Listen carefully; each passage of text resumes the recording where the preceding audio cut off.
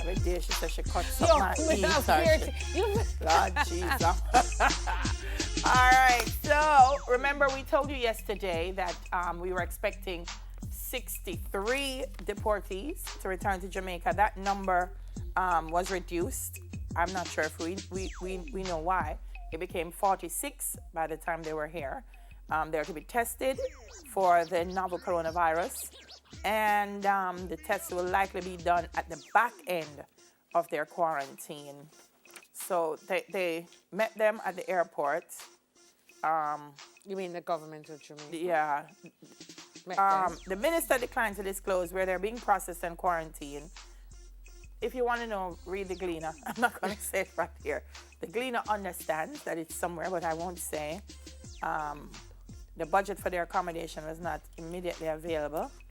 They're not thinking of taking them to a police facility because, rightly so, I mean, people would have been there and it's difficult to isolate and quarantine at a police facility. So, that's that. Okay. That's that.